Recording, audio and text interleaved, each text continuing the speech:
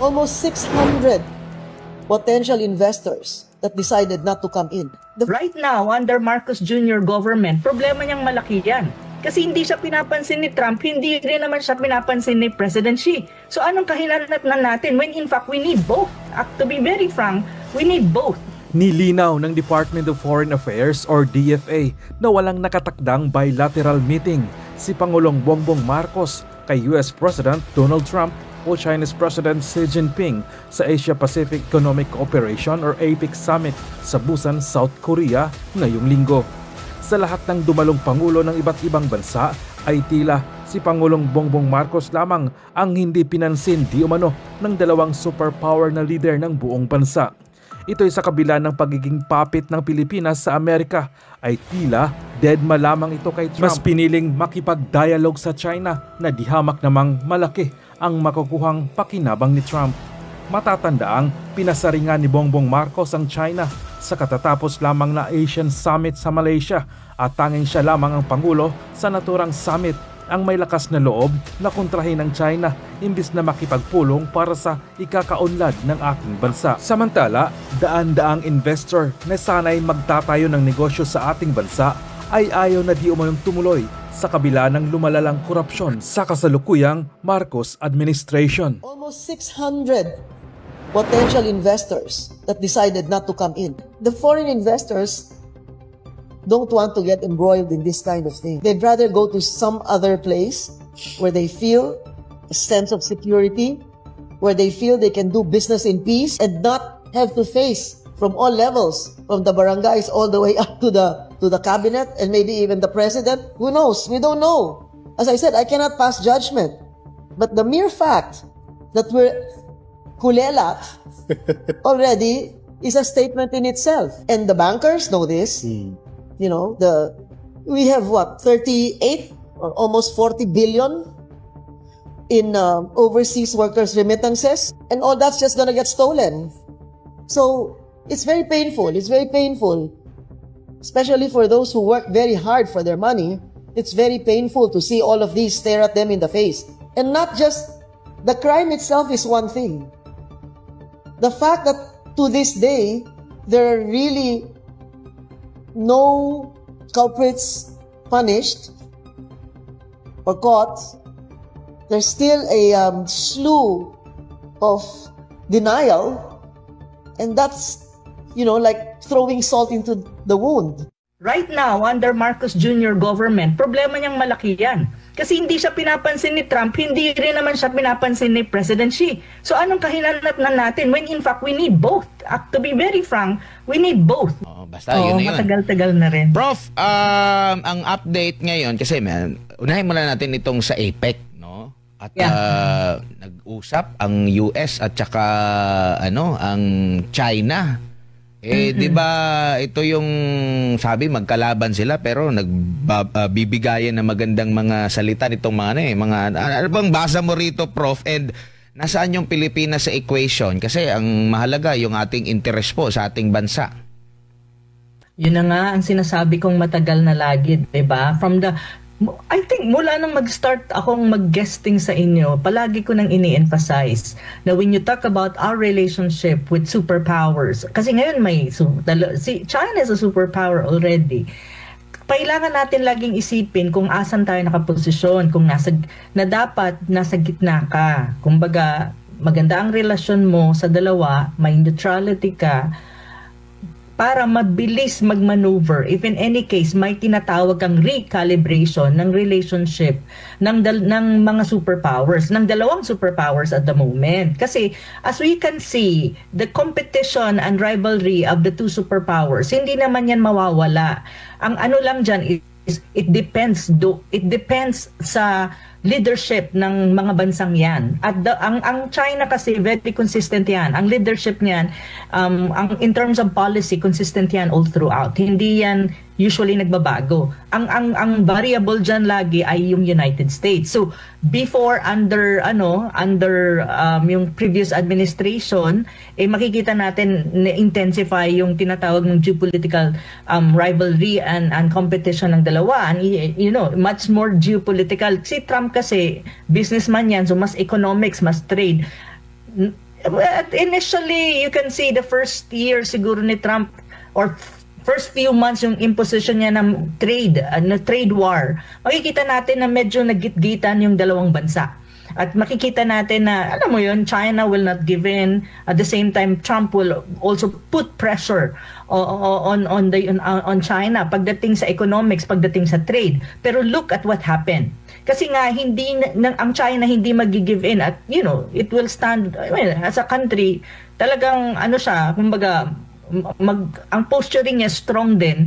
At alam ni Trump na kapag nakipagitgitan siya kay China, maaapektuhan at lalong magkakaroon ng problema ang ekonomiya ng Amerika. And at the same time, China, I think, is very pragmatic as well. Na at the end of the day, ang Amerika is also one of their important trading partner. And even a partner when you talk about other issues. So alam ng dalawang bansa na malalaki, na mga superpowers, na alam nila na to certain extent, even though mayroon silang competition, andyan pa rin yan, they need to recalibrate their relationship kasi yun ang nakakabuti sa kanilang mga bansa. At the end of the day, if you really look at it, both countries prioritize what you call national interest. Kung ano ang tingin nilang nakakabuti sa kanilang mga bansa. Yun yung kasi ang role ng isang presidente. You have to protect the national interest and what is good for your country. And you can see it in Trump and President Xi. Kaya kung titignan mo, may recalibration ng kanilang tinatawag mong relationship. From very antagonistic, ngayon nagkakaroon ng tinatawag mong normalcy. To the point na I think on April of next week, Trump will be visiting China, Beijing, showing na ito yung fruit ng aming recalibration at saka magandang pag-uusap na nangyari ngayon sa APEC. Now, asa ng Pilipinas dyan? Yun yung sinasabi natin lagi, di ba? From the start, siguro ako nag-guesting sa SMNI, na the Philippines as a small country, you need to learn how to navigate your relationship with two superpowers na dapat hindi ka gigitna or hindi ka maglilin toward one. Dapat, tawag nito, wise enough that you will have room for maneuvers at hindi ka perceive ng isa sa kanila na kaaway or adversary para maprotektahan mo ang sarili mong national interest. So, right now, under Marcos Jr. government, problema niyang malaki yan. Kasi hindi siya pinapansin ni Trump, hindi rin naman siya pinapansin ni President Xi. So anong kahinatnan natin when in fact we need both? To be very frank, we need both. We need to have good relation with China, especially on the trade and economic part. Of course, we have to have a good relation with our traditional ally and recalibrate as well our relationship with the United States that this relationship will not antagonize China kasi dapat nasa gitna ka nga. So, ito yung problema ni President Marcos Jr. at the moment. Kasi itong dalawang bansa may tinatawag kang warming up, normalcy ng relationship. May factors within the Philippines that is affecting yung kahinaan ng piso. At ang nakikita ko dyan na number one na explanation Admar is yun sa issue nga ng graft and corruption. Kumaga, ngayon, yung graft and corruption na yan, yung sa flood control at sa iba pang mga korupsyon, nararamdaman na yan sa ekonomiya. Kumbaga, hindi lang yan issue pang politika, Admar, kasi may mga nagsasabi na yung issue ng korupsyon, political issue yan. Palitan ng piso. Barometro ba ito sa antas ng ekonomiya natin, Doc? Oo, kasi sumasalamin ito, Admar, sa maraming bagay. Una, is sumasalamin ito dun sa dami ng currency na pumapasok at lumalabas sa isang bansa. Kasi yung foreign exchange, ang nagdedetermine niyan, yung dami ng dolyar. Halimbawa, pinag-uusapan natin, piso sa dolyar. So, yung presyo ng dolyar sa Pilipinas, yan yung balor na sinasabi ng mga matatanda. No? Matatanda. Naririnig ko yan sa mga lolo't lola, yung salitang balor. Yung nagdedetermine ng balor is yung dami ng dolyar na meron tayo. So, halimbawa, pag umuunti yung dolyar, nagmamahal, di ba? Kasi kumukunti. Pag maraming dolyar, nagmumura. So, pagka konti ang dolyar, nagmamahal ang dolyar, humihina ang piso, lumalakas ang dolyar. Kagaya sa nangyayari ngayon. Kapag ka naman maraming dolyar, ang nangyayari is lumalakas ang piso kasi nagmumura yung dolyar. So, ganun po yung nangyayari. Kaya sumasalamin yan sa flows, yung inflows and outflows ng dollar. Now, the question is, bakit pumapasok at lumalabas? Ano ba yung cause niyan? So, titingnan natin yung imports and export. Kasi kung ikaw ay nag-i-export, pag nagbenta ka, makakatanggap ka ng dollars pag nagbenta ka sa labas ng bansa. Kung ikaw naman na nag-i-import, kailangan magbayad ka ng dollar. So, may pangangailangan yung mga nag-i-import at nag-i-export. Ganon din yung mga OFWs. Yung mga OFWs nag-send ng remittances dyan sa Pilipinas, pumapasok yung mga dollars. Pero halimbawa, kung ikaw ay importer, kailangan mo ng dollars para ka magbayad. So may inflows and outflows yan. Ganon din, Admar, yung mga foreign direct investors. So pag pumapasok ang FDI, dala-dala nila yung mga dollars na yan, halimbawa, nakakatulong yan, no, para mas mapalakas ang piso. So sa nakikita natin sa ngayon na humihina ang piso. In fact, minomonitor ko nga, Admar, for the last 8 hours. Ang lagay po ngayon nasa 58.7. Nung nakaraang araw ay nakita natin mataas na masyadong mahina ang piso, no? Umabot na ng 59.26. So sa kasalukuyan po, no, current po itong rate na nakikita ko is 58.7, Admar. No? So sumasalamin ito sa sitwasyon na lumalabas ang mga dollars sa ating bansa. That's what this is telling us. So ibig sabihin, may reason kung bakit lumalabas yung mga dollar. Now, normally naman nakikipag-transact tayo sa mga ibang bansa, no? Kasi nag-i-import tayo. Pero anong kaibahan na yun? Kung bakit masyadong humina ang valor natin? Buka mas nagmamahal yung dollar. So ibig sabihin, merong mga ibang factors na nagkokos niyan. Posible, halimbawa, yung sa mga nangyayari sa ibang bansa, kagaya ng taripa, yung issue ng uncertainty sa trade policy ni Donald Trump. Pero lahat naman ng bansa exposed dyan. Kung kumpara mo ang palitan ng piso sa dolyar at sa mga ibang currency sa ASEAN, tayo humihina, yung ibang bansa lumalakas.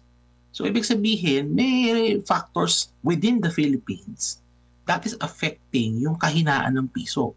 At ang nakikita ko dyan na number 1 na explanation, Admar, is yun sa issue nga ng graft and corruption. Kumbaga, ngayon yung graft and corruption na yan, yung sa flood control at sa iba pa mga korupsyon, nararamdaman na yan, no, sa ekonomiya. Kumbaga, hindi lang yan issue pang politika, Admar, kasi may mga nagsasabi na yung issue ng korupsyon, political issue yan. Pero everything that is political is economic, Admar. So itong issue ng flood control, talagang ramdam yan sa ekonomiya at nakikita na natin yan sa ngayon sa palitan ng piso sa dolyar. Opo, no. Ito ay sa kabila pa rin ng, alam mo na, yung parang nakikita mo ba natanggap ng or kumbaga kinikilala ba ng gobyerno natin na pangit yung ating ekonomiya? Kasi sa naririnig natin, every time na merong mga pagpuna sa takbo ng ating ekonomiya, meron agad damage control, meron agad na, alam mo na, yung parang pang-rebat agad sila na hindi, na maganda. Or ano talaga yan, SOP talaga yan, na dapat hindi ka maging negative para sa dating ng mga investor. Kung baga positibo ka pa rin sa kabila ng katotohanan na merong pinagdadaanan yung ating ekonomiya. Alam mo kasi, Adma, trabaho nila yan. Yung mga apologists ni Marcos Jr., trabaho nila yan. Binabayaran sila dyan para mag-create sila ng narrative na everything is well. No? Bagay nakikita natin ng mga nangyayari sa ekonomiya, that can be attributed to yung sinasabi nilang mga obstructionist, mga DDS, yung mga kaaway nila. So yun yung palagi nilang sinisisi diyan, ano? And they don't look at the mirror, to see for themselves na sila pala ang merong problema. Kasi sino ba ang nasa helm, no, ng ating economic policy? Sino ba ang nagtitimon? Ika nga, no? Sino bang humahawak ng manibela? Hindi naman ang DDS, hindi naman yung mga sinasabi nilang obstructionist. Ang may hawak ng manibela at ng titimon ay ang gobyerno na pinamumunuan ni Marcos Jr.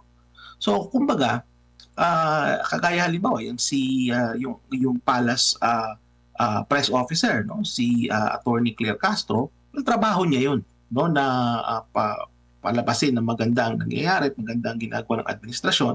Pero nangyayari, nasusunugan din sila, Admar. Kasi pag nakita mo yung datos, kontra dun sa sinasabi, nakukuryente sila, nasusunog din sila. So, Ibig sabihin, sa ngayon, no, alam na kasi ng tao pag binubudol sila at binobola eh. They know.